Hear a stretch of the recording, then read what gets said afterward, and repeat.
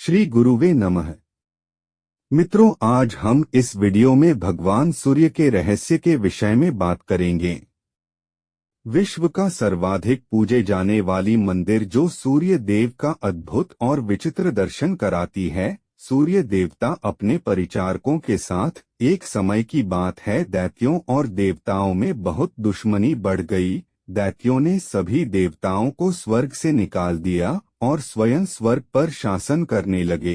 देवराज इंद्र ने ये बात अपनी माता अदिति को बताई। अदिति ने भगवान सूर्य को प्रसन्न करने के लिए कठोर तपस्या की।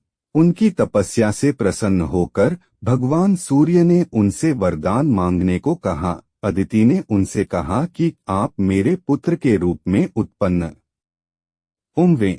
सूर्य भगवान ने तथास्तु कह दिया और अंतर्ध्यान हो गए। एक बार अदिति और उनके पति प्रजापति कश्यप में किसी बात को लेकर कलह हो गई। अदिति उस समय गर्भवती थीं। प्रजापति कश्यप ने उनके गर्भ में पल रहे बालक को मृत कह दिया। उसी समय अदिति के गर्भ से एक तेज पूंछ निकला और भगवान सूर्य प्रकट हुए और कहा कि आप दोनों इस पूंछ का प्रतिदिन करें। समय आने पर इस पूंछ से एक पुत्र रत्न जन्म लेगा और आपके दुखों को दूर करेगा। अदिति और प्रजापति कश्यप ने उस पूंछ का पूजन प्रतिदिन किया और उस पूंछ से एक पुत्र ने जन्म लिया। प्रजापति कश्यप ने अपने उस पुत्र को विवस्वान नाम दिया। देवासुर संग्राम में सभी दैत्य विवस्वान के तेज को देखकर भाग खड़े हुए। सूर्य देवता और भगवान शिव का युद्ध ब्रह्मवैवर्त पुराण में वर्णित एक कथा के अनुसार कश्यप प्रजापति के प्रपौत्र माली और सुमाली थे। सुमाली ही रावण का नाना हुआ। दोनों ने महादेव की तपस्या की और उनसे वर मांगा कि वे सदा उनकी रक्षा करेंगे। इस पर महादेव ने उन्हें ये वर दे दिया। एक बार उन्होंने सूर्यदेव को युद्ध के लिए ललकारा। सूर्य उन्हें परास्त करने लगे, किंतु उन दोनों राक्षसों ने महादेव का स्मरण किया तो भगवान शंकर वहां प्रकट हुए और अपने त्रिशूल से सूर्यदेव पर प्रहार किया, जिससे सूर्यदेव अपनी चेतना खो बैठे। कश्यप प्रजापति को जब इस बात का पता चला तो अपने पुत्र को चेतनाहीन देखकर उन्होंने भगवान शंकर को श्राप दिया कि तुमने आज जिस तरह मेरे पुत्र को चेतनाहीन किया है, एक दिन तुम अपने इसी त्रिशूल से अपने ही पुत्र का मस्तक काट दोगे। इसी श्राप ने भगवान शिव से उनके पुत्र गणेश का मनुष्य रूप वाला मस्तक कटवाया। हिंदू धर्मानुसार ज्योतिष शास्त्र में सूर्य, भारतीय ज्योतिष में सूर्य को आत्मा का कारक माना गया है। सूर्य से संबंधित नक्षत्र कृतिका, उत्तराषाढ़ा और उत्तरा फाल्गुनी हैं। यह भचक्र की 5वीं राशि सिंह का स्वामी है। सूर्य पिता का प्रतिनिधित्व करता है। लकड़ी, मिर्च, घास, हिरन, शेर, ऊन, स्वर्ण, आभूषण, तांबा आदि का भी कारक है। मंदिर, सुंदर महल, जंगल, किला एवं नदी का किनारा इसका निवास स्थान है। शरीर में पेट, आँख, हृदय, चेहरा का प्रतिनिधित्व करता है और इस ग्रह से आँख, सिर, रक्तचाप, गंजापन एवं बुखार संबंधी बीमारी होती है। सूर्य की जाति क्षत्रिय है। शरीर की बनाव सूर्य के अनुसार मानी जाती है। हड्डियों का ढांचा सूर्य के क्षेत्र में आता है। सूर्य का अयन 6 माह का होता है। 6 माह यह दक्षिणायन यानी भूमध्य रेखा के दक्षिण में मकर वृत्त पर रहता है और 6 माह यह भूमध्य रेखा के उत्तर में कर्क वृत्त पर रहता है। इसका रंग केशरिया माना जाता है। धातु तांबा और रत्न माणिक उपर्त्न लाडली है। यह पुरुष ग्रह है। इससे आयु की गणना 50 साल मानी जाती है। सूर्य अष्टम मृत्यु स्थान से संबंधित होने पर मौत आग से मानी जाती है। सूर्य सप्तम दृष्टि से देखता है। सूर्य की दिशा पूर्व है। सबसे अधिक बली होने पर यह राजा का कारक माना जाता है। सूर्य के मित्र चंद्र, मंगल और गुरु हैं। शत्रु शनि और शुक्र हैं। समान देखने वाला ग्रह बुध है। सूर्य की विंशोत्तरी दशा 6 साल की होती है। सूर्य गेहूं, घी, पत्थर, दवा और माणिक्य पदार्थों पर अपना असर डालता है। पित्त रोग का कारण सूर्य ही है और वनस्पति जगत में लंबे पेड़ का कारक सूर्य है। मेष के 10 अंश पर उच्च और तुला के 10 अंश पर नीच माना जाता है। सूर्य का भचक्र के अनुसार मूल त्रिकोण सिंह पर 0 अंश से लेकर 10 अंश तक शक्तिशाली फलदायी होता है। सूर्य के देवता भगवान शिव हैं। सूर्य का मौसम गर्मी की ऋतु है। सूर्य के नक्षत्र कृतिका का फारसी नाम सुरैया है और इस नक्षत्र से शुरू होने वाले नाम अ उए अक्षरों से चालू होते हैं। इस नक्षत्र के तारों की संख्या अनेक है। इसका एक दिन में भोगने का समय 1 घंटा। सूर्य प्रत्यक्ष देवता है, संपूर्ण जगत के नेत्र हैं। इन्हीं के द्वारा दिन और रात का सृजन होता है।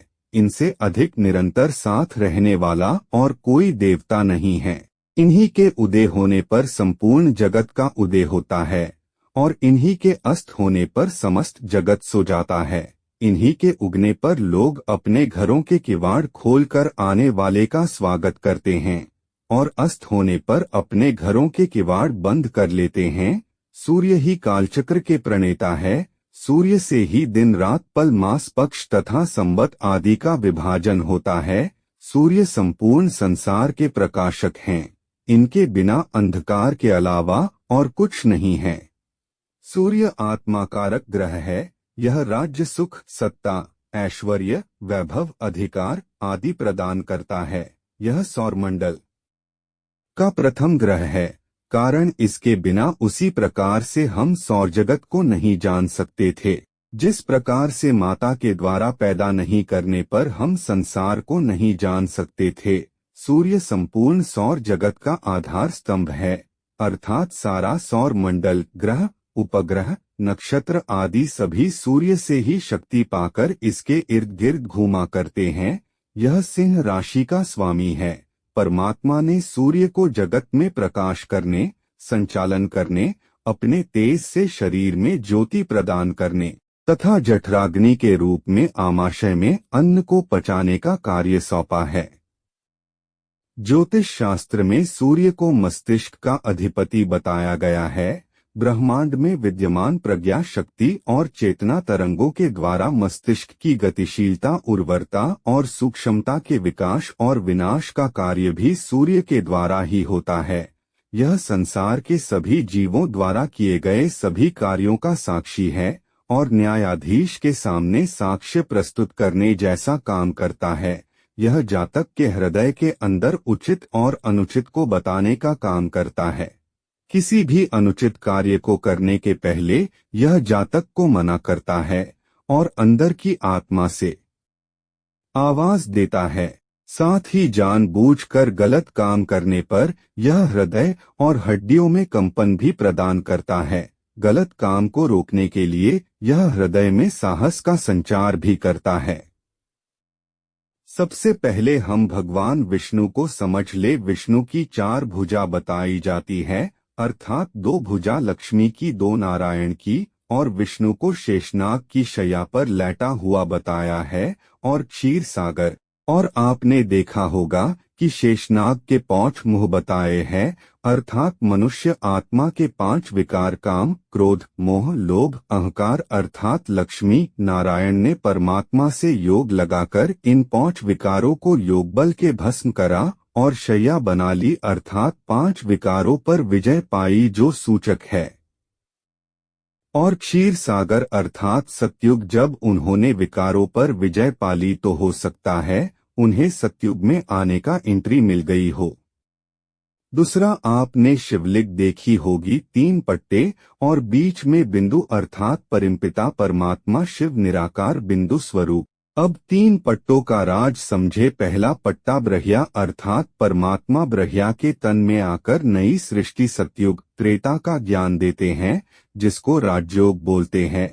राजयोग का वर्णन गीता में भी आता है। फिर दूसरा पट्टा विष्णु अर्थात सतयुग की पालना लक्ष्मी नारायण करते हैं और तीसरा पट्टा शंकर जो इस कलयुग विनाश करेंगे। शंकर को ताड़व नृत्य कतरे हुए भी बताया जो विनाश का सूचक हो सकता है। इसलिए हो सकता है धर्मशास्त्र में यह सूचक के रूप भगवना विष्णु की प्रक्रिया के बारे में बताया है। परिक्रमा तो आप अपनी सच्ची भावना के कितनी बार कर सकते हैं, परंतु भगवान विष्णु की परिक्रमा करके हम भी यह प्रण ले कि हम अपने विकारों को परमात्मा से योग लगाकर खत्म करें, तभी हो सकता है हम सतयुग के देवत्व प्राप्त कर सके। मित्रों, अगर यह वीडियो आपको अच्छी लगी हो तो कृपया इसे लाइक और शेयर करें और इस चैनल को सब्सक्राइब करें। धन्यवाद।